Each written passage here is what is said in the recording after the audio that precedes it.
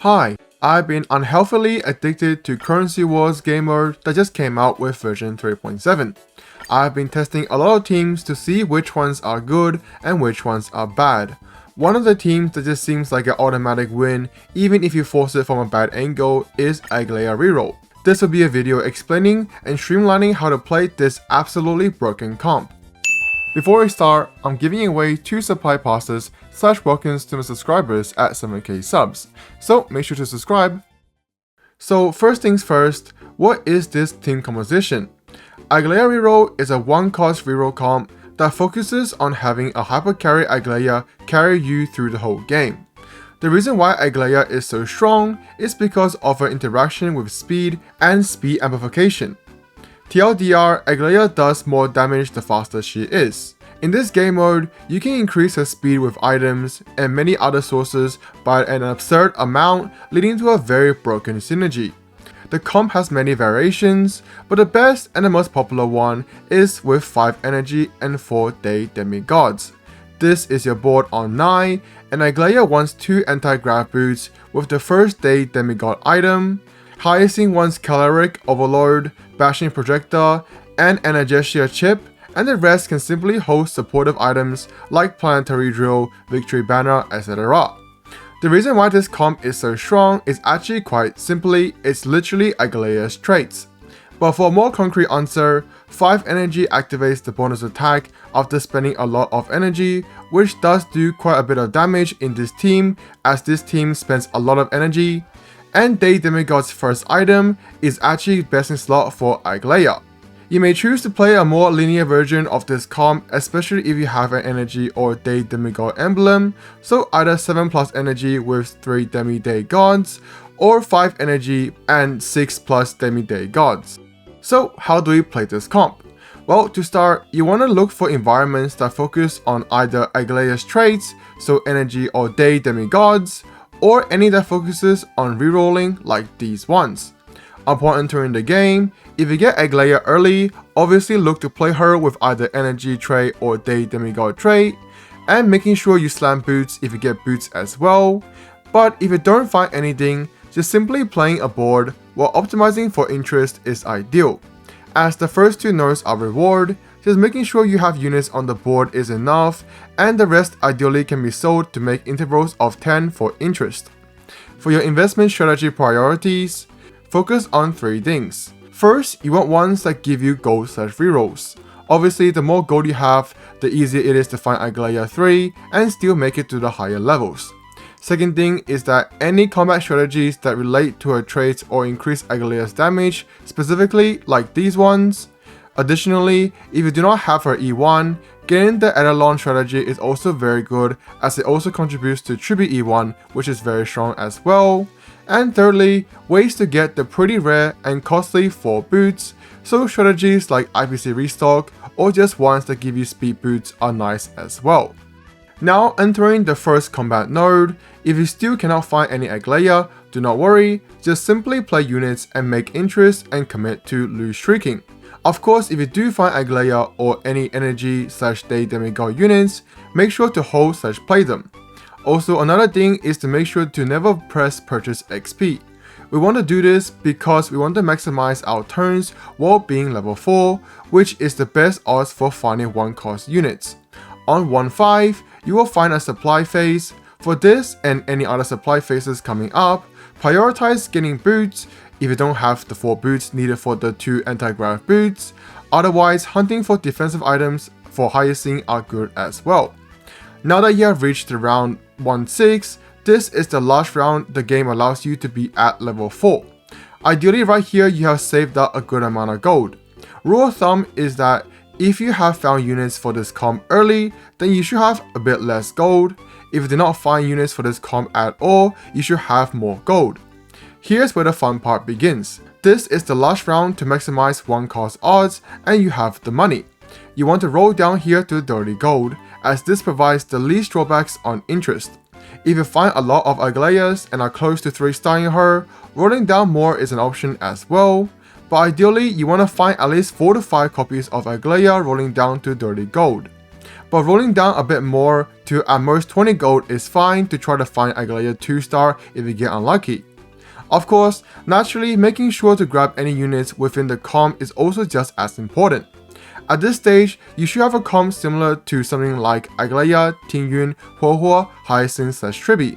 If you get lucky and have Sunday, your life becomes a bit easier, but it is not that important. Afterwards, you continue fighting and do not reroll at all until 50 gold. Don't worry, if you're still not strong, it is fine, just making sure you only reroll when above 50 gold is your utmost priority. Ideally, after that 1/6 roll down or a bit afterwards, you have a decently strong comp and at least start to win some fights or at the very least lose less badly. Once you have reached the boss node of this playing, some will be quite strong as they found lots of Aglaeas early and or have the best in slot items, while others will be weaker if you are at the stage where you are super weak and have lost everything because you cannot find anything, whether units or items. Restarting is your best option, but if you do not want to, rolling down to 0 can save you if you wish to. But for most, ideally you have found a couple of copies of Aglaea. Roll down to 30 to see if you can find a 3-star Aglaea. For the rest of the units, 3-starring them is not good at all in most situations, as a good rule of thumb is if you do not have 3 completed items to put on them, do not 3-star them. Moving on, most of the time you should be close or have found Aglaea 3. If you do, congrats, you have now basically won if you do not make any major mistakes for the rest of the round. For some at this stage, you could face really bad luck and have no Aggie 3, no boots, no other units for the team, no big. Anyways, restart is your best option, but the comp is honestly strong enough to bring it back if you wish to continue and challenge yourself. At this point, prioritize getting money/rerolls on strategies, continue getting boosts on supply phases, and try to build money slowly up again. Avoid rolling too much and only rolling when you're getting super close to getting Aggie 3 or are above 50 gold. However, for most, if not all of you, we are now in the second plane and the game becomes quite easy. Your Aggie 3 should be able to clear and carry you through every node, allowing you to win streak and build a huge economy. Do not spend any gold on rerolling and simply purchase XP with every gold above 50. For strategies now, getting ones that help with gold/XP are good, and getting ones that help Aglaea do more damage is also good. In supply phases, as I mentioned before, getting boosts if you don't have the 4 yet is recommended, then building your Hyacinth sustain and support items are ideal. It should be smooth sailing all the way into the third plane. Your mid game board should look something like this on level 7, 3-star Aggie with Sunday, Hyacinth and Tribi as your on field, Huo Squared, Anaxa and Tingyun/Saber as your off field. Tingyun/Saber can be anything related to energy or day demigods, but playing at AoE, Shanzhou, Blood Flame, Express Cohort or POF trait unit here is also a good option. And on level 8, ideally you find 5 energy and 4 demi-day gods by adding in both Tingyun and Saber. For the encounter nodes, you can definitely be a bit more greedy now and go for higher level ones, especially if you have base items. Aglaea at this point is Thanos, you just have to ride the wave. Beating the boss should be a breeze as well. Again, there should be no need to spend any money below 50 gold. Technically, if it makes you have a bit more ease of mind, you can reroll a bit when above 50 gold to find at least a Sunday, but again, should be no problem. Now we move on to the third and last playing.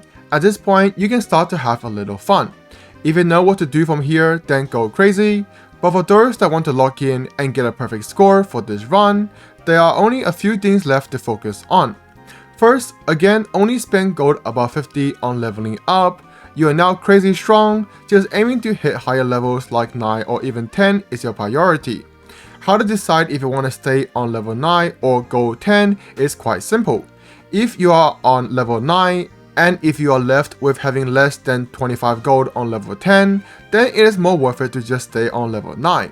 For the win streak, ideally you want to continue it as long as possible, as it does give you quite a bit of money once you get the higher win streaks, but losing it for a high difficulty encounter that gives you a super nice reward is completely fine. Okay, now you are at the end on the node facing the last boss. Level up to 9 or 10 and you can honestly play anything you want.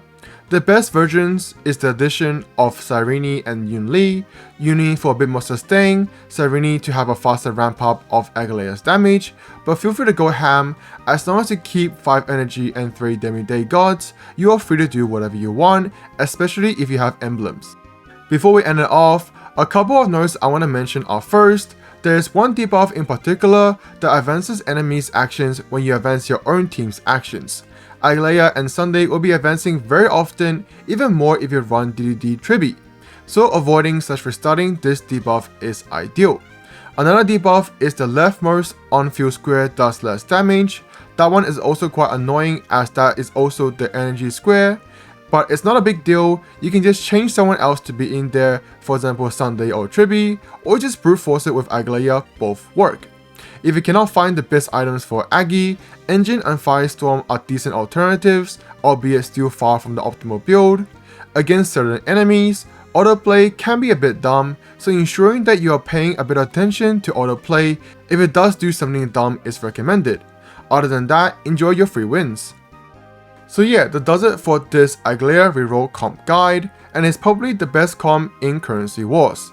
I have been, and I'm still addicted to this game mode. It has been a great detox from this abomination of a set TFT has. Yes, detox from TFT by playing more TFT. Problem?